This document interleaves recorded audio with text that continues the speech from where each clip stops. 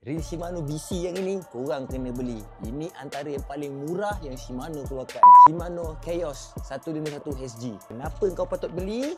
Dia sedap, boleh long cast. Satu lagi, warna dia memang cantik gila. Nampak tu, kelabu-kelabu titanium ke apa benda tu. Memang cantik. Aku tengok sekali pun dah tertarik dah. Memang manis gila.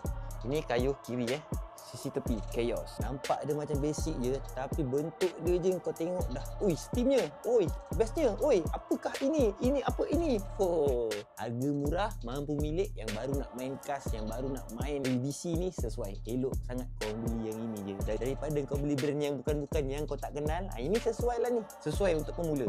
Tak payah pemula lah. Yang lama pun okey je beli. Buat standby. Mesti antara korang ni kaki kolektor. Boleh lah. Simpan je aku satu. Ratio dia 72/1. Drag dia 5 kilo. Berat dia 185 gram je.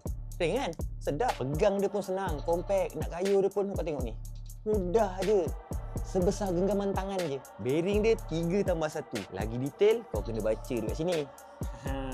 Tak cukup detail, dekat dalam ni ada dia punya kitab. Jadi kau boleh buka lah kitab dia ni. Kau bacalah semua apa yang nak baca.